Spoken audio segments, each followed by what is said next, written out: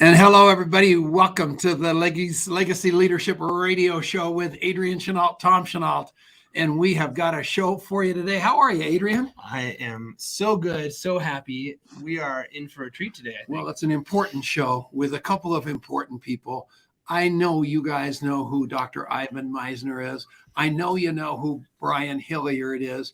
And I know that you know that 1 + 1 = 20. So we are looking good today. Take it away, baby. Yeah, this is so much fun. So if you haven't caught our first show that we got to do, gosh, I think about a year ago. I should have actually gone back and checked, but we had just the most fun conversation with Ivan about a year ago and just fell even more in love with the man than we were with his reputation.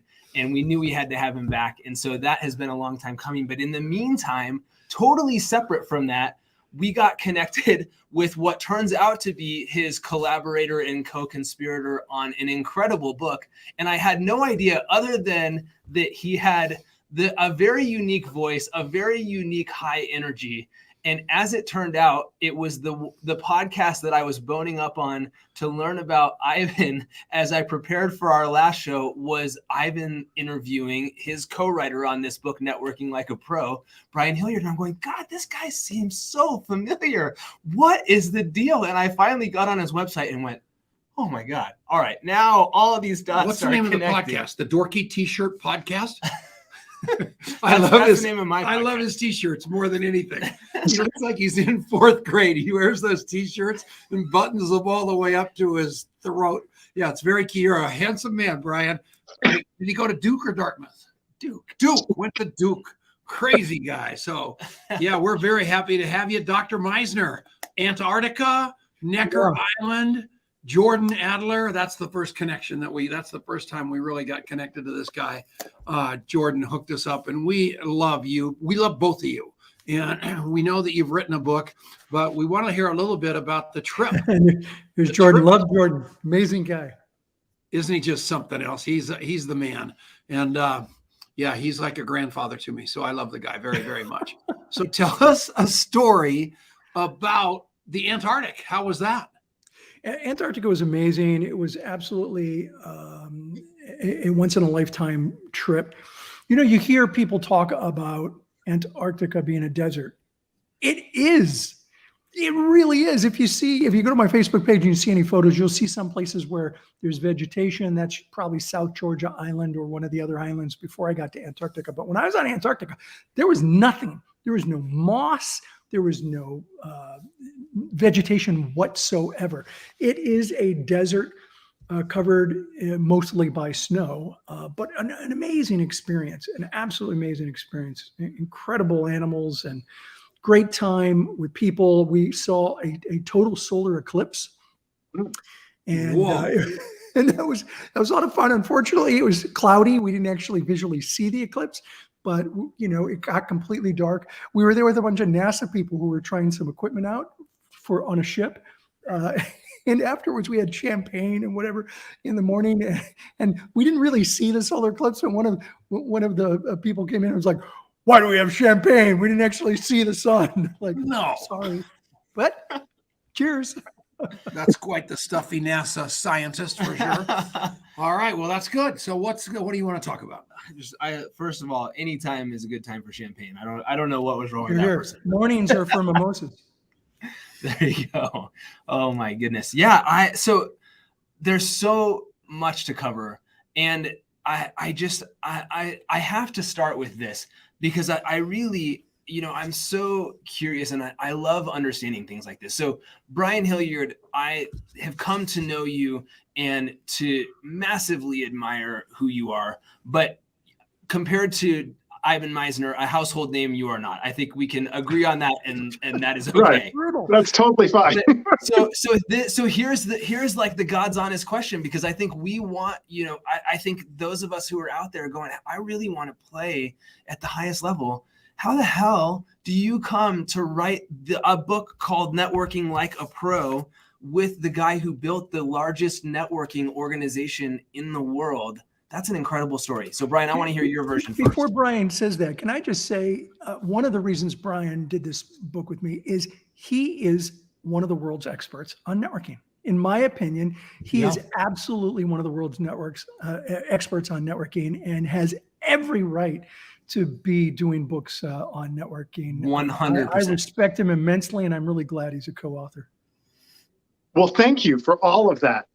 And you're absolutely right. I think when you look at trying to get to that next level, whatever you're trying to do, you want to be with and associate yourself with others who are, definitely ahead of the road by magnitudes of 10 than where you are.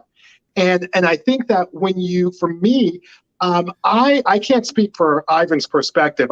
We've never actually talked about this, so I can't speak for his perspective. But what happened with me is I had written one of the very, very, very first books that I written, very, very small. I actually called it Networking Like a Pro. It's like my first book. It was like 60, 70 pages. Maybe 7 people had heard of it, two of which were my parents. It was pretty small, right? It wasn't that big a deal. But what happened was Ivan was, as I understand it, Ivan was going and he was working with different co-authors to try to get into, going and doing what they need to do. And he put out a call for, like when you get speakers, like a call for speakers, he put out a call saying, listen, I'm looking for some co-authors, blah, blah, blah, blah, blah. Well, we had a mutual friend that came together that introduced us to that. And then from there, Ivan, I guess, liked the Network Like a Pro. That's what I was told, that he really liked the Networking Like a Pro title. And that he was like, you know what, let's do this. And of course, I did and Tom, I can't believe you're giving me my shirt. This is a golf shirt. This is no, this is not buttoned up to the top. That's buttoned up to the top. What is he talking about? It's beautiful. You look really cool. Thank you. I did my Tiger Woods, impersonation, which is what this is, by the way, because it's the big game. Good. And I did the fist pump, and like the rest was history. We got a chance to work together. We actually did 2 versions of the book. He was nice enough to let me go out and speak over at BNI. I don't remember which year it was. I want to say it was 16. But the idea is that, for anybody who's thinking, well, how is it that you can get with Ivan? Or with anybody really, I think it really starts, and you can ask him, but I think it really starts with the idea that you actually have to be, like Ivan alluded to, you have to know what you're talking about. You have to be a decent person. It gets back to the VCP that he likes to talk about, visible, credible, and profitable. You have to have people who know that you're out there. You have to have somebody who knows that you know what you're talking about. And then from there, you have a chance of being profitable and moving forward from there. So that's kind of my take on that. Yeah, I agree completely. You have to have the chops to be able to do a book with somebody else who's an expert in the area. And the introduction always helps too. There was an introduction and you had the chops. The title was a great title, but that was totally secondary to the fact that you're highly qualified, Brian. And that's why, we did a second edition together. We did. That is so cool. And so here's one more question. So Brian, you see this call go out for potential co-authors, and you don't just go through, I assume there was a email this or submit a form here or whatever. And I assume you probably went through the front door as well, but you also said, what other potential, and who do I know that can reinforce my intro to this guy? Is that true? It was actually, I didn't see the introduction. Okay, so I think what happened was it went out, again, I'm speaking for a situation that I didn't know on the back end, but I think it just went out to the BNI EDs, the executive directors, and I was not an executive director, still not, right? But what happened was one of the executive directors that Ivan and I were friends with, he saw it, and that's where that connection was made. To be able to do that. So I didn't even know the front door existed. I'm sitting, having a, coffee or whatever. And he's like, listen, maybe we should go, do this, that, or the other. And that's how it was. So I didn't even know the front door existed. The lesson here is that it's about relationships, that it's all about relationships. And then when you have a connection and a relationship, it's not just the contacts, it's the connections. It's the number of connections that you have where you have a meaningful relationship with other people. And that's the reason that this happened. That's so well said. And it is, thinking about triangulation feels a little bit like it's contrived, but it's not about that. It's just about how do I think about the associations that exist within my network that are going to help me to get the attention of the right person at the right time in the right way to create value for everybody involved, because there's such a bombardment of inputs coming at us at all times that you have to find a way to stand out to help somebody to you know the old expression, it's not what you know, it's who you know. Yeah. And you have to have what's in it. I don't think it's either. I don't think it's what you know or who you know. It's how well you know each other that really counts. Right. Because when one person connects another person to a third person, that relationship, if there's a strong relationship, then the connection takes place. So it's not just who you know, it's how well you know each other. And that's, I think, the underpinnings of a successful, building a powerful, successful network. Right. And I've been jealous of you all my life, Ivan, because we're similarly aged. You've been so much more successful than me. I'm watching Facebook and I'm looking, and here you are playing chess with Richard Branson. Then you jump out and you do the tennis. Then the next thing I know, you're kite surfing off the cliff. And I'm going, I have got to figure out how to be like him. So I ask about 20 people and they're all rolling their eyes going, you couldn't even tie his shoes. And I called Jordan out. And he said, first of all, I don't play tennis and I wasn't kite surfing. But okay, 2 lies out of 3. That's not bad. Usually it's 100% not true. There was only 33% true there. I did play chess with Richard. At one point, he said no, that me, was fake. I beat him in too many games, and he said, "You're banned from the island." So at the end of the day, Jordan, I'm sitting right there. He goes, let me call him right now. And he texted you. And 2 seconds later, because of his influence with you and your love for him, you agreed to come on that show a year ago. And what everybody needs to know is somebody, Fraser Brooks, to be on this show is 3 o'clock in the morning. He doesn't want to come on this show. He's in Dubai. You know how I did it? I invited his dad. I said, if you want to catch a mouse, you think like a cheese, you got to bring your dad on the show because you have outshone your father, and it would be great to have you both on. He took the bait. He's coming on in January because we found out the cheese that the mouse wanted to eat, and that was it. And that's all you people have to remember all day long. And these guys are the masters of it, right? They really, really are. So we're going to go to a break. You want to? Okay, I'll set it up. This is the Leadership Legacy Leadership Radio Show on the Genesis Communication Network. Thank you so much, Ted Anderson, for putting us on the air for 12 years in a row. We're coming back right after this, so please stick around. It's going to be 10 times better after this break. Not that there was anything. No, it just gets better and better and better. It just gets better and better and better. That's exactly I'm a terrible talk show host. We're just working on we're working on getting the I can't say name legacy. I can't say it. Leadership Legacy. No, Legacy Leadership. Legacy Leadership. It's printed there on the screen for you. It's important for you to know the name of your show. Yes. And now I see it on the screen. It'll be much easier. Baby steps. Baby steps. All right. So Brian, you and I connected through our buddy Jenny Bellinger, who is here cheerleading in a big way. We love you, Jenny. You are a rock star. So thank you so much. And we're getting you on here pretty soon as well. We got to make that happen as well. But Brian, we've gotten to plug in around contact mapping. And I'm so grateful for the way you have been sharing this thing. And I just would love for you to talk about what your experience has been like with contact mapping. Oh, it's great. I mean, what Tom was alluding to earlier was the fact that you have to be able to have an understanding of where the different intersections are, in terms of people's relationships and who they know and how well, to Ivan's point, how well they know them and all that good stuff. And for me, and I've shared this with anybody who will listen, contact mapping has allowed it's an app-based contact management system that allows you to be able to really figure out and keep up with all the different things that are going on. You got the follow-up, you got the notes, you got the reminders. Personally, I'm a voice to text man myself, so I'll actually talk what I've done and put it in there.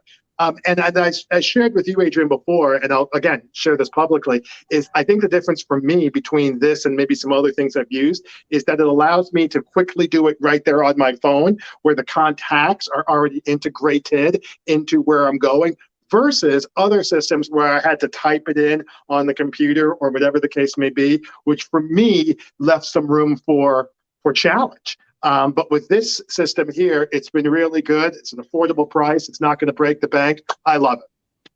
It's good. You seen any movies lately? Have I seen any movies? Yes. You told me you watch movies all day long because your girlfriend's in Arizona. Yeah, I do. I watch. The last movie I saw was The Operative on Netflix. It was good. I make everybody, you look for things that you can't find on social media and bring it up and watch them go, how did he know that? He forgot he told me. That's the trick to the deal. So take it away. Now I'm going to write down The Operative. There we go. It really is the name of the game. And what Brian does really well, and one of the things that I have learned from him is that you are so good at connecting with people around ideas, and you're always stringing ideas together as a way to bring people together. And that's interesting. Learning, and the better you get at paying attention to what people are interested in so that you can connect them to people or to ideas or to concepts that they're going to find interesting, the better that gets. And the thing, just to give you an example, right? Brian told me the other day, not the other day, a couple of months ago, that he has watched Black Hawk Down something like 100 times. Yeah, and 6. These are 6. 6. There we go. Close enough. And while he was playing tennis, hyperbole runs in the family. So the point being that I go, why the heck? Like, what is it about that was meaningful to you? And that turns into this conversation that leads to a deeper understanding of who somebody is. And you have to be paying attention well enough to be able to do that. And there's not really much point in doing that if you don't have something you can do with that. And what contact mapping allows you to do is to give you a place to put that, where I'm not trying to store it all here because there's no way I could. So go and check it out, contactmapping.com/app. And we're coming back to the show. And we are back. It is the Legacy Leadership Radio Show with Adrian and Tom Chenault and Dr. Ivan Misner and our good friend Brian Hilliard. And how are we doing? We are doing great. And he loves his dad. I love him to death. Thank you. Yeah, absolutely. How fun that we get to do this together. So, guys, I want to ask you, we were chatting a little bit about this before the show, and I didn't know about this, but this is a perfect concept. And I think we've got a short-ish segment here, and I think we can probably cover this question in this amount of time, which is that not only have you written this book together, but you guys collaborated on a blog post and some work around how to pay attention to diversity inside of your network and the importance of having diversity in your network. And so, Ivan, I'd love for you to share first just a little bit about why that's an important concept, and then for you guys to share a little bit about the work that you've done together on that. Yeah, it was both on my blog and it's also published at entrepreneur.com. And it's the article's about being intentional about diversity. And Brian and I felt, BNI, we have always really believed in creating an organization that is open and diverse. And so what Brian and I wanted to do was to create an article that would kind of document my beliefs and his beliefs on diversity. And for me, the key is, and I'll let Brian talk more about this, but the end of the article to me is the key, where we say diversity is a fact. You either have it or you don't. But inclusiveness is a choice. It is something that you have to choose and work towards. Brian, you want to talk more about it? Yeah, no, you're absolutely right. I think when you talk about diversity, that can almost feel like the business equivalent to the third rail. And I don't know, I understand why, but I mean, I'll just go straight talk for a little bit. I mean, as a Black man, I've grown up in neighborhoods predominantly white, and that's fine. I don't have a problem with that. Grew up in Greenwich, Connecticut. I went to Duke University. It's fine. But I think what happens is we wind up, the collective body politic, we wind up surrounding ourselves by other people who are like ourselves. And when we do that, and most of it's inadvertent, when we do that, what happens is we really shortchange ourselves, in my opinion. And I think I could speak for Ivan as well. Like we shortchange ourselves a little bit there. So diversity in my mind is a conversation, yes, about ethnicity, yes, about gender, yes, about some of these things that you can see, but it's also a conversation about diversity of ideas, diversity of thought, diversity of how you look at things. Not everyone needs to look at things the same way as you do in order for you to be friends with them, or for you guys to be able to join and be able to have something that moves forward. And I would argue that a diversity of thought, approach, and maybe even skill set to a certain extent actually helps you be more successful. That's what we were trying to accomplish during that article. It's like, what can we do to be able to, because at the time, diversity was being used, I'm speaking from my perspective, diversity was being used in a little bit of a less than positive way. And what we were trying to do was to pull it together. Yeah, can I just add to that? In the second edition of Networking Like a Pro, we talk about diversity and how networks are by nature clumpy. That's the technical term. They're cluster-like. We tend to hang out with people like ourselves, which is the point that Brian just made. And that if you really want to build a powerful personal network, it needs to be diverse. What we wanted to do in this article, which I think if we do a third edition of the book, this article's got to be in there, is that we wanted to say, how do you actually do it? And that's what this article was kind of a 6-7 step process for being inclusive. That's huge. And so, Brian, we don't have time to go through all of them, but what's one really important thing that people might not be doing that they can take a positive step towards creating more diversity in their network? I think number one, as just with anything, it's being aware that your network might not be as that it might be more homogeneous than you think.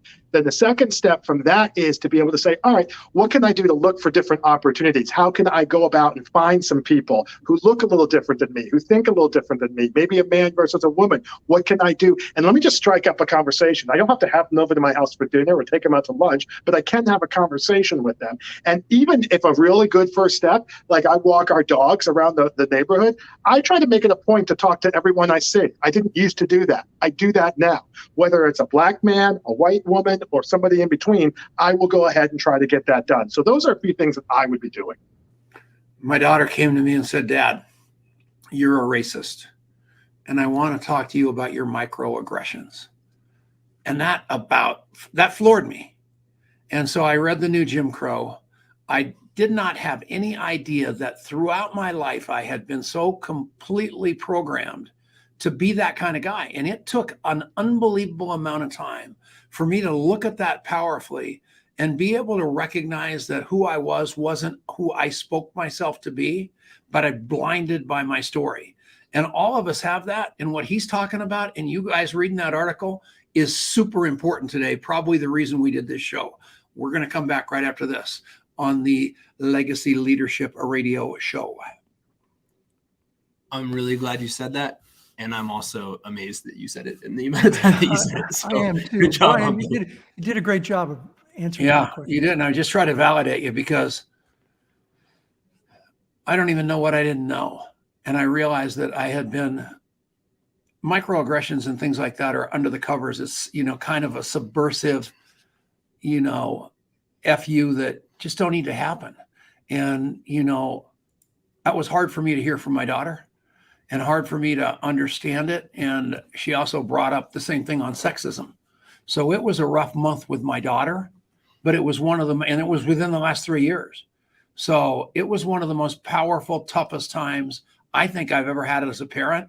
I thought she was coming up to tell me what a great dad I was. So that was quite the rug pull. And but it was good for me, and it made me a better man.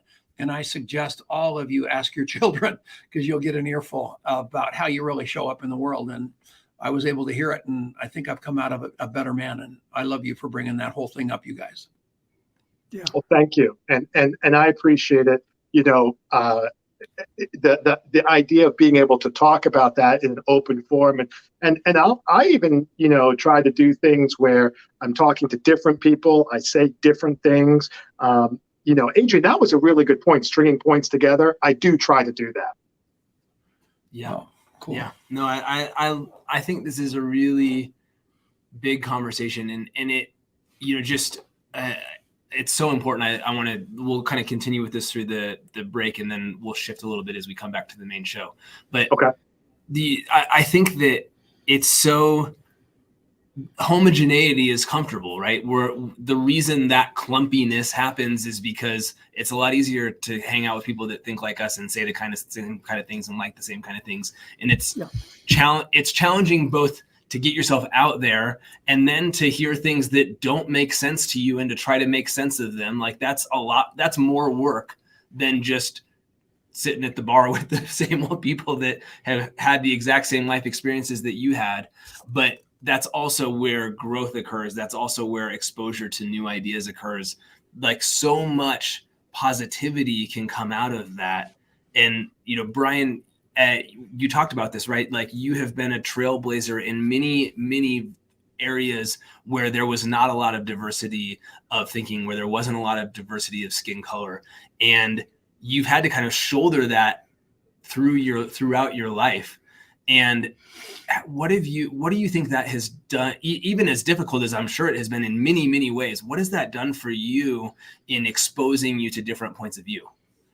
Yeah, I think that's a great point, exposing to different points of view. The point that Adrian's alluding to was when I went to school, I remember kids sitting not on the same side of the bus as me.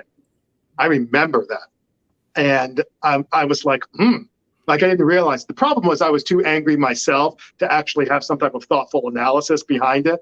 But I did realize it at this kind of reptile-like brain level. Why are all the people going over there? And then I started doing little tests where I would sit here and then they would move. And then, I figured it out. But, I think to answer your question, what it means is for me dealing with that. I mean, it wasn't like it was Selma, but it definitely was not a walk in the park. You know what I mean? And Ivan, I'm going to maybe embarrass you for a second, but I have told this story before. It's just the first time you've heard it. I remember when I was down at your place when we were putting the book together. I don't know if you remember this. And we did the wine tasting. Yeah, you told me this. Yeah. And okay. And tell them. I was blown away when you told me. Yeah. So I'm down at Ivan's place, which was nice of him.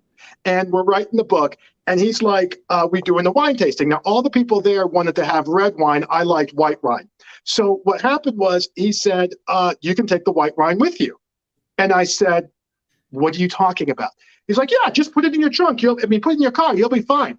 I said, Ivan, you're telling me that as a black man driving from Austin, Texas to Houston, Texas, that you think if something happens, it will be fine. He's like, oh, yeah. I said, no, I'm sorry. I can't take the wine. I'll take another glass, but I can't take that wine with me.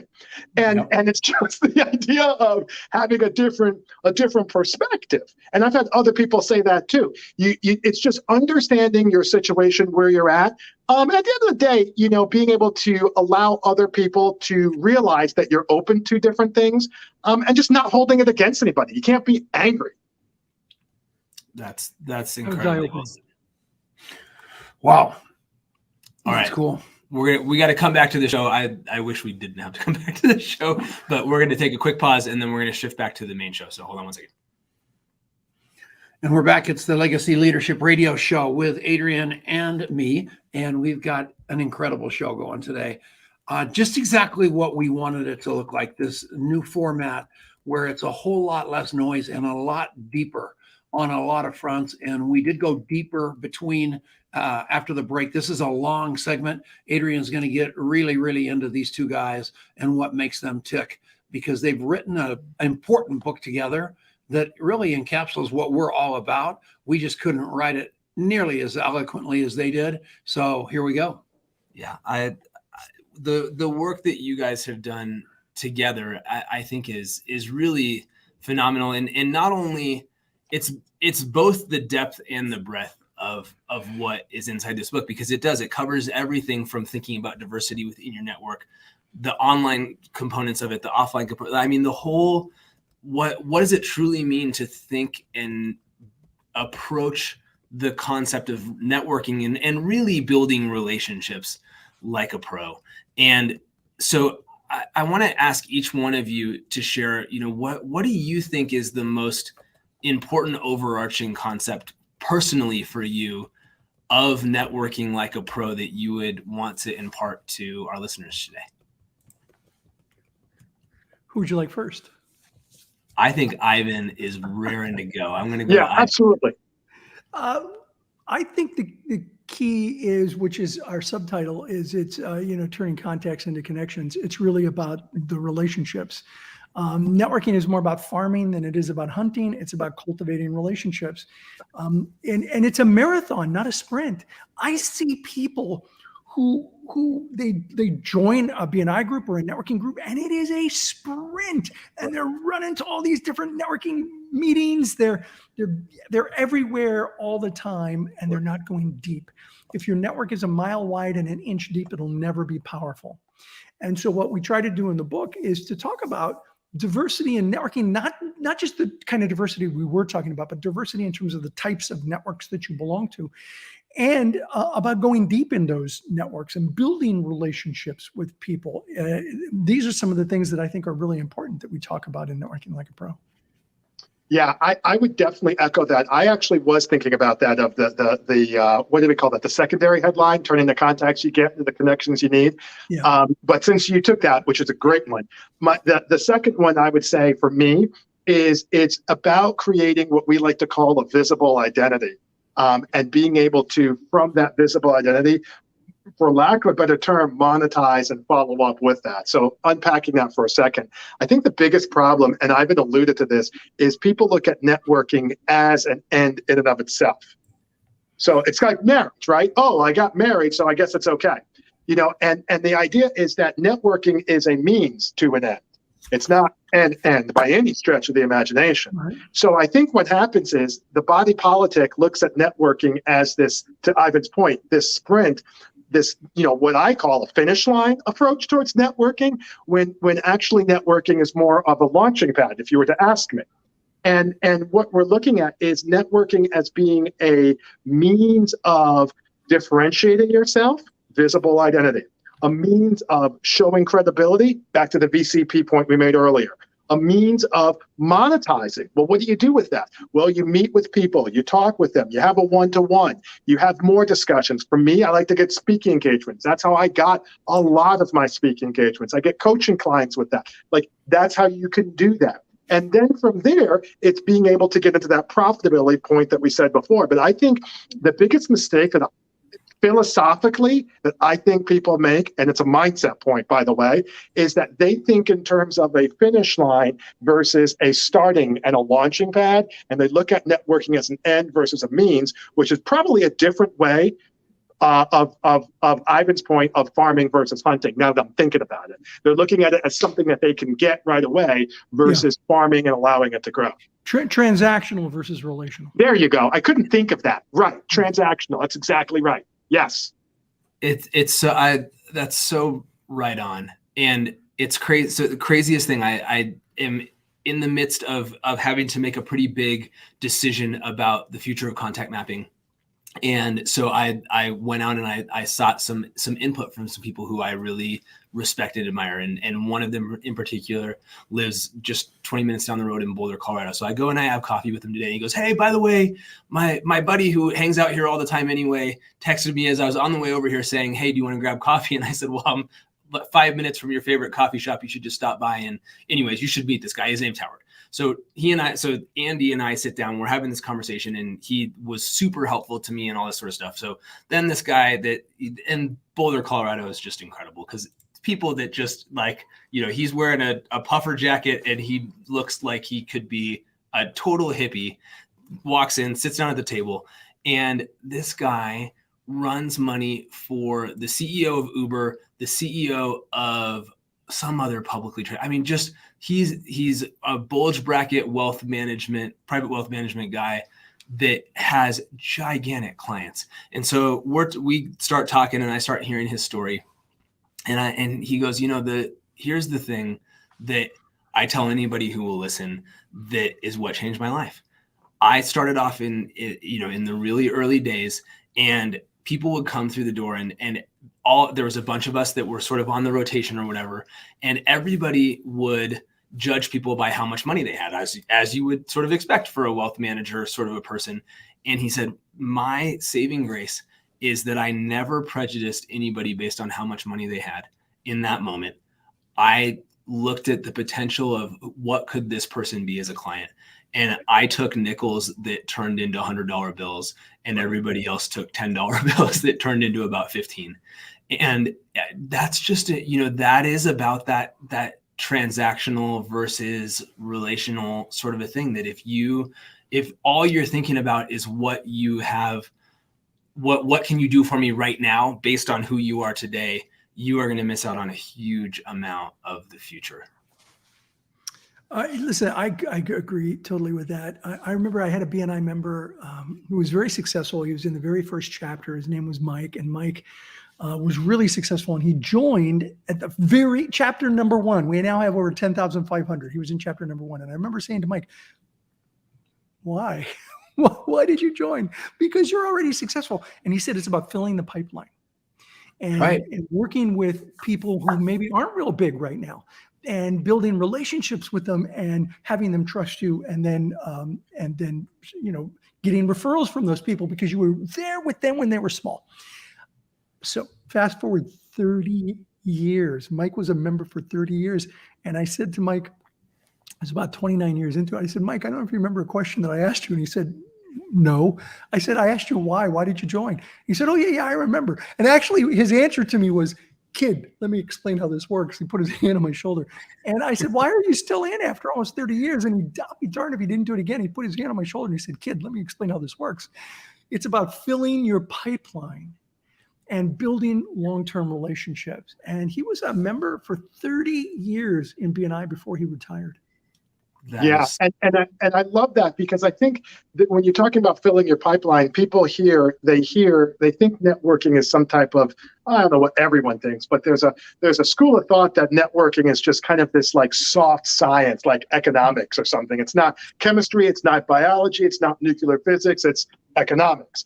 And networking is not, it's not like that, Networking is something where I think you have to be intentional about it. And I think you also need to be able to go in there with a plan, and you need to be able to do certain things that allow you to be able to be successful. We talked about contact mapping earlier, how it's an actual application that can help you keep track of some of these things. I love it because of that. The other thing, though, is that once you, and I think Ivan would agree with me on this, is once you are meeting with people, you do have to follow up. This is not just some type of business equivalent of Jack and the Beanstalk, where you put some things out there and it just pops up and suddenly you have a 17-figure client. Okay. We need to put that in the 3rd edition, Brian. I love that Jack and the Beanstalk story. Yeah. Jack and the Beanstalk. I'll be here all week. so it's not like that, right? Where it's just like things pop up or whatever. And I think what happens is people, because we live in the West, because we live in this country that is all about instant, because people think that, a long time is 3 minutes, because people can't not stay at a stoplight without looking at their cell phone, because of all these things, they think that it's some type of whatever. And that's not the case. When you allow the network to work, it will work for you. Follow-up, engagement, thoughtfulness, cards, you mentioned Jordan, stuff like that. But when you keep, not you personally, but when people keep, trying to do all these different things to rush the process, I tell people that's like trying to bake a 45-minute cake and looking in every 20 minutes and wondering why it's not done. The answer is because the 45 minutes is what you need to bake the cake. And it doesn't take 20, it takes 45. That's so good. That is so spot on. And so I want to relay a question to you guys from Jordan Adler.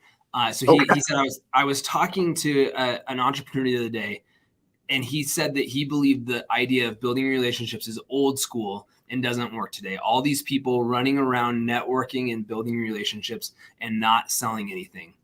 He says that he needs to sell and make money right now. So what are your guys' thoughts on that? Ivan, can I take that first? Oh, no. Okay. I interrupted you. You go ahead. Go right ahead. Is it okay? Yeah, of course. Okay. So the first thing is, who said that those were mutually exclusive? Why is it that building a relationship and selling something, why is there a choice? So right off the bat, I questioned the premise of the question. All right, Number two, when you're talking about being able to sell something, first of all, that's the wrong word. What you're doing is you're allowing somebody to buy. You're facilitating and creating an environment where they can buy something.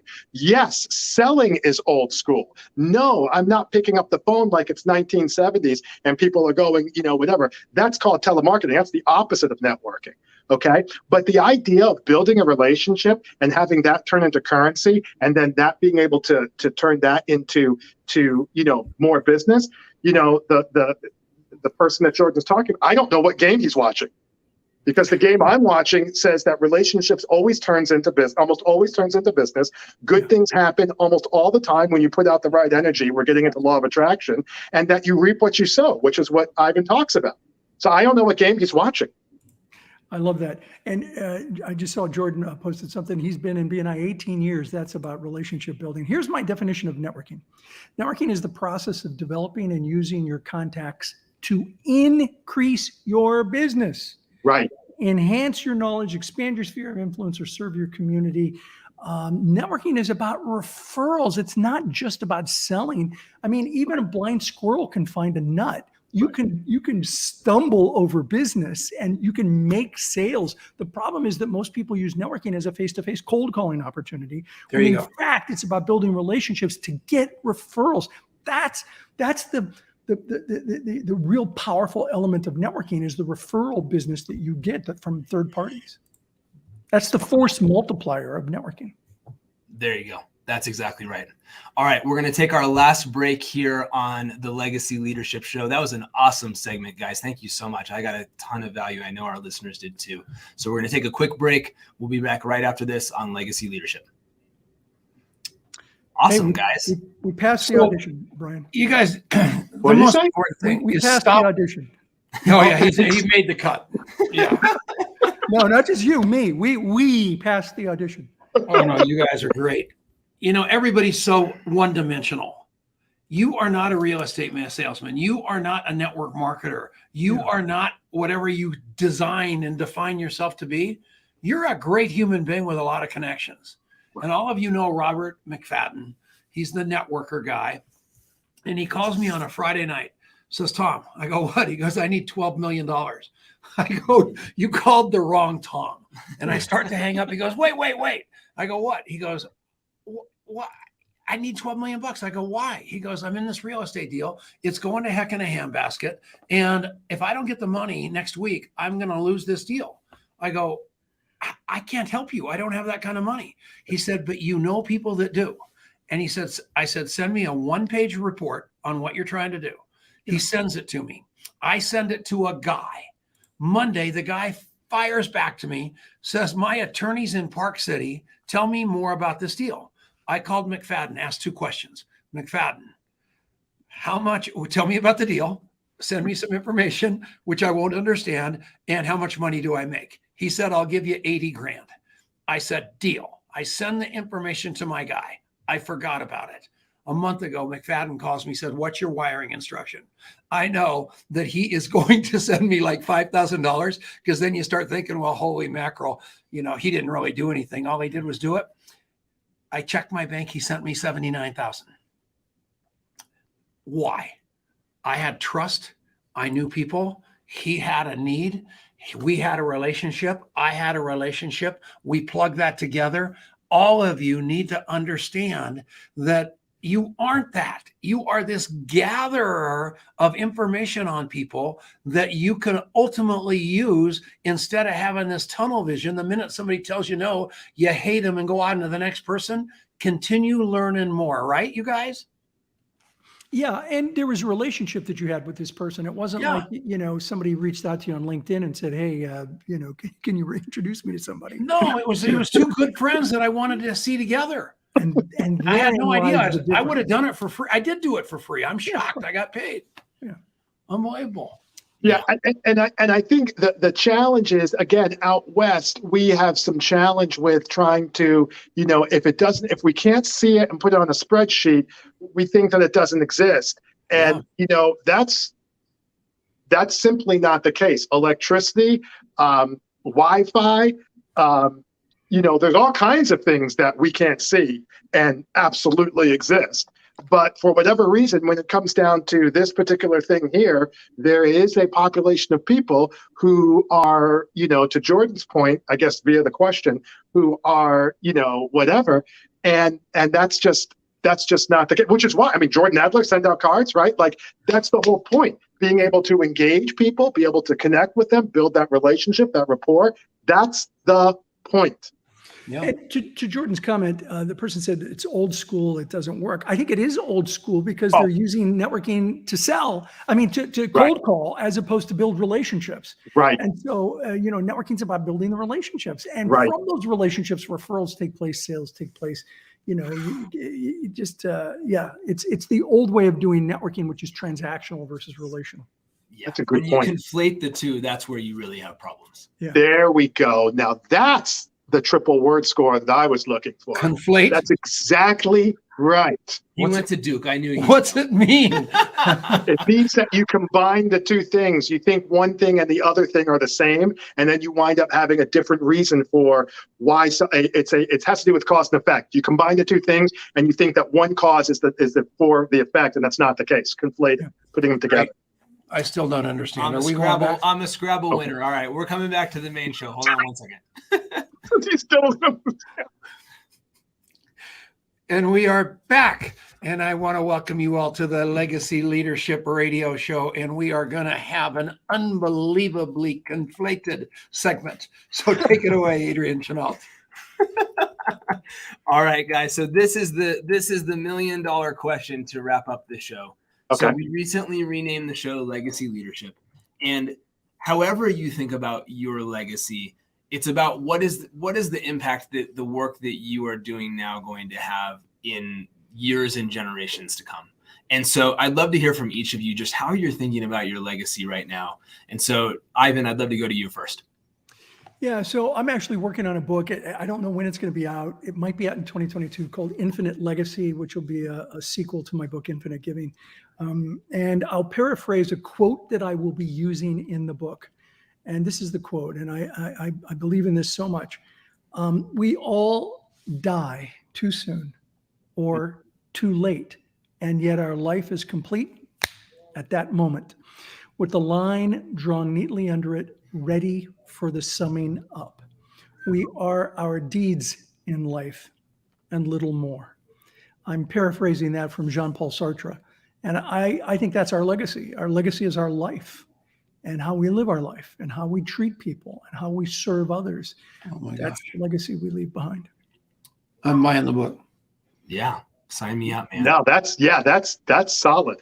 I think the other thing for me is you talk about your legacy. I'm 48. So in my mind, I still got 20 more years left in the league. All right. So you might with the way the NBA is going, man, you might have a chance to play this year. I got 20 more years left in the league at some level, one way or another. But when you talk about legacy, I agree with what Ivan says. You're a summation of what you do. And I would just also say that from a spiritual perspective, if you don't mind indulging me for a second, you're a summation of the good, the who you be.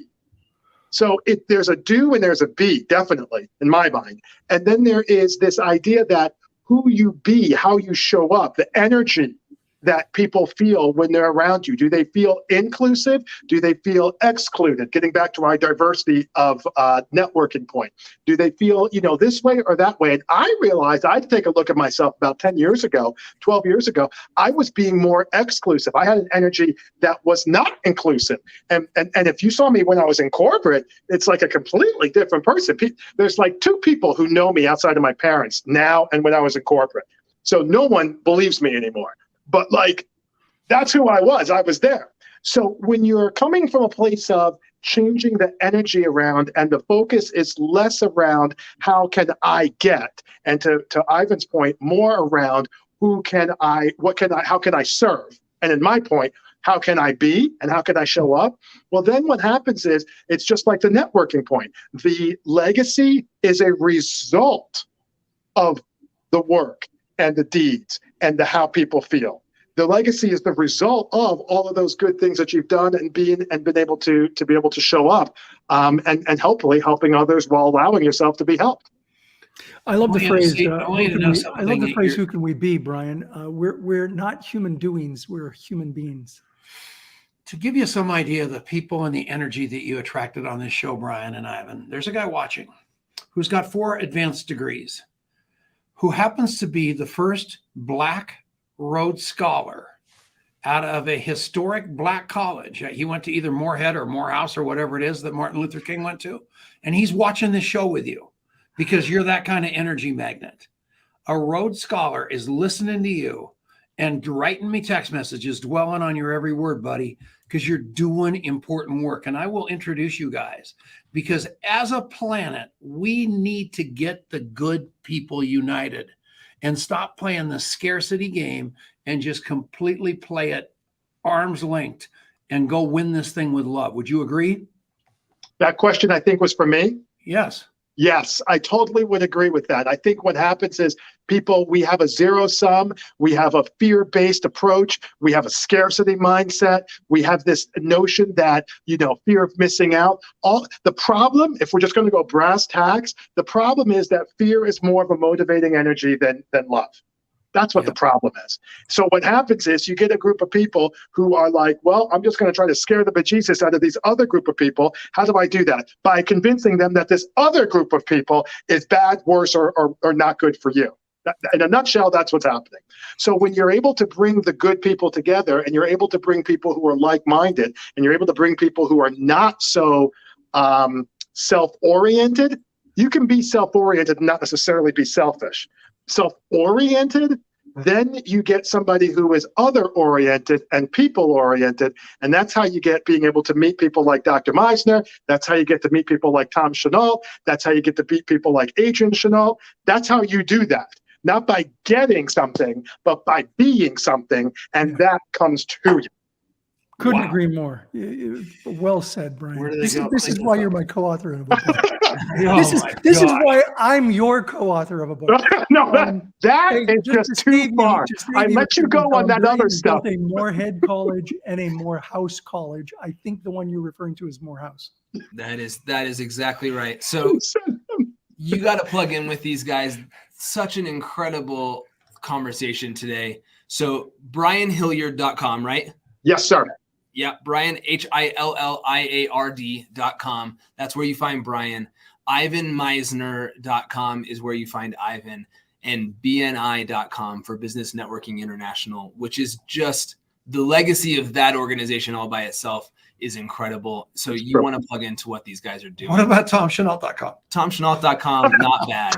So could use some work. I would speak to the webmaster.